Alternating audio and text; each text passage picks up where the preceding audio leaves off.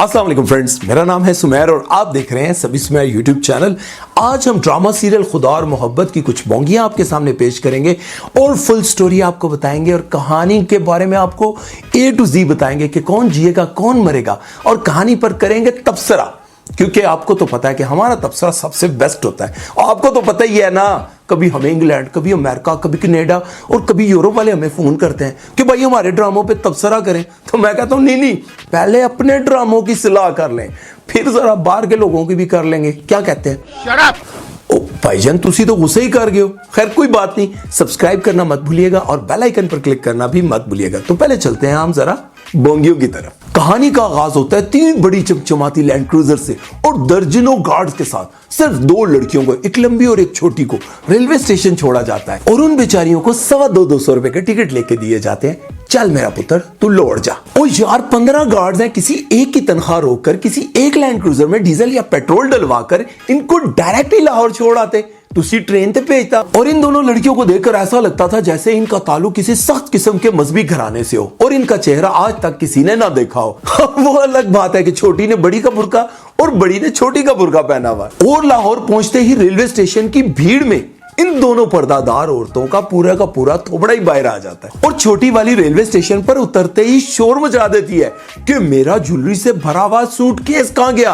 ओ यार, जिसका ज्वेलरी से भरा इतना बड़ा बैग हो वो ट्रेन की 225 रुपए वाली उस सीट पर बैठ कर आएगी जहां पे तशरीफ के साथ तशरीफ जुड़ती हो। और ऊपर से कहती है कि भाभी अगर मेरा ज्वेलरी से भरा बैग ना मिला ना तो अभी के अभी मेरी फ्लाइट करवाएं और मैं वापस जाऊंगी भावलपुर। और भाभी आगे से क्या कहती है? चले एडी तू फ्लैट ही जान वाली, अगे तू सिर्फ 2 टिकटां कराइयां ते नौकरानी नु सारे रास्ते में झोली च बाल के ले आई हैं। फिर ये दोनों औरतें पहुंचती हैं उस घर में जहां शादी में इन्होंने शिरकत करनी थी और शादी की खुशियों को दोबाला करना था। लेकिन ये क्या, इस छोटी वाली ने तो वहां भी रंग में भंग डाल दिया। वो कहती है कि अगर मेरे नीले सूट के साथ का दुपट्टा ना मिला मैं तो ढोलकी जी नहीं पहना। उसकी सहेली कहती है टेंशन ना लो, हम बाजार से नया दुपट्टा ले आते हैं और नाल पूंडी भी कर आते हैं। यार, भावलपुर से पर्दा शुरू हुआ, लाहौर पहुंचे तो थोबड़ा नजर आया और माल पहुंचे तो बुर्का ही गायब। शुक्र है इसके बाद इसकी सहेली से स्विमिंग पूल नहीं ले गई। अगे तुसी आप समझदार हो, बेशर्मो शर्म करो शर्म। और यार बुरके का मजाक तो ना उड़ाओ ना, खुदा का वास्ता है।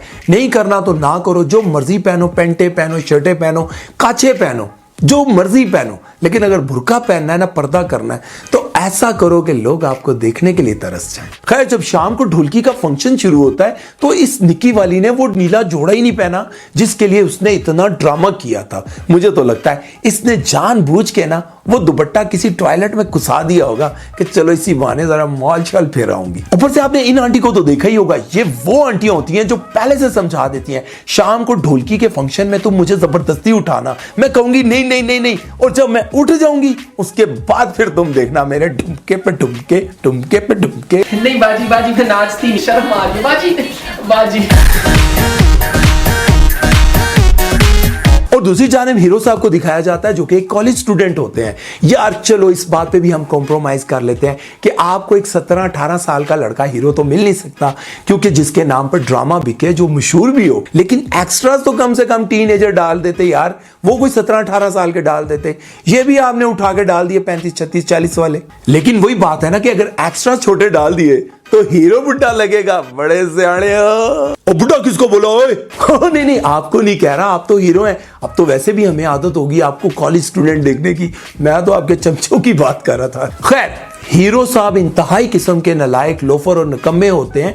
पूरा पेपर लीक होने के बावजूद भी उनको बूटियों की जरूरत थी और उसके बावजूद भी एक पेपर नहीं दिया। तब फिर सही पे आना।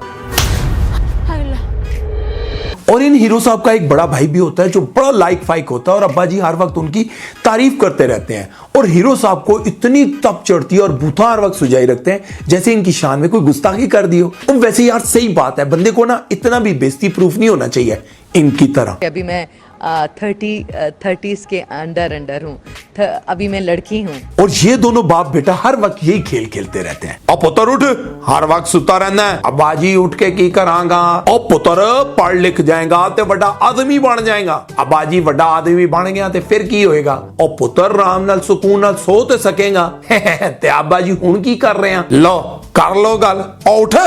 यार मुझे ना इस पूरे ड्रामे में सबसे फिट कैरेक्टर जो है ना वो पड़ोसन का ही लगा है। कसम से मुझे तो अपना पुराना मोहल्ला याद आ गया। मजे। क्या हो गया यार, इतना भी मैं ठरकी नहीं हूं, इससे ज्यादा ही हूं।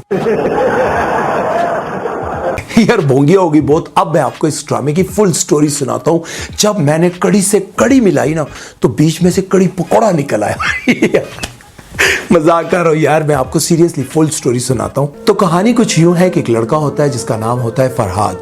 ये बहुत गरीब होता है लेकिन ख्वाब बहुत ऊंचे रखता है। और दूसरी तरफ दिखाया जाता है एक ऐसी लड़की को जो बहुत जिद्दी होती है लेकिन बहुत ही अमीर और सैयद फैमिली से उसका ताल्लुक दिखाया गया है। माही और फरहाद की मुलाकात कुछ यूं होती है कि माही बहावलपुर से लाहौर आती है अपनी दोस्त की शादी अटेंड करने के लिए और फरहाद उस शादी में आता है किसी काम के सिलसिले में। अब फरहाद आया तो शादी में एक नौकर के तौर पर था, लेकिन किसी गलतफहमी की वजह से माही को यह लगता है कि ये वो मेहमान है जिसने कनाडा से आना था शादी में शिरकत के लिए। इसी गलतफहमी की वजह से माही फरहाद का बहुत ख्याल रखती है और उसके साथ बहुत फ्रैंक भी हो जाती है। लेकिन फिर माही को पता चलता है ये वो मेहमान नहीं है जो कनाडा से आने थे, बल्कि ये तो इस घर का मुलाजिम है। इस बात पर माही को बहुत गुस्सा आता है और वो उस पर बहुत चिल्लाती है और कहती है कि तुमने मुझे बेवकूफ बनाया। लेकिन फिर माही को एहसास होता है कि इसमें इसका कोई कसूर नहीं है, बल्कि ये एक गलतफहमी थी।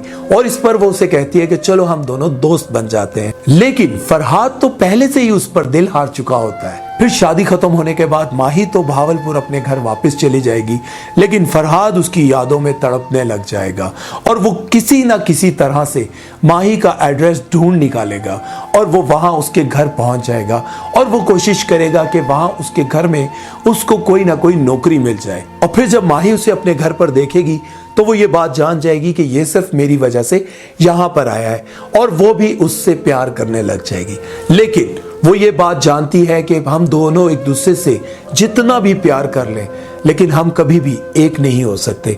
और वो फरहाद को खबरदार करने की पूरी कोशिश करेगी, लेकिन फरहाद अपने दिल से माही को कभी निकाल नहीं पाएगा और वो वहीं पर उसकी यादों में तड़पने लग जाएगा।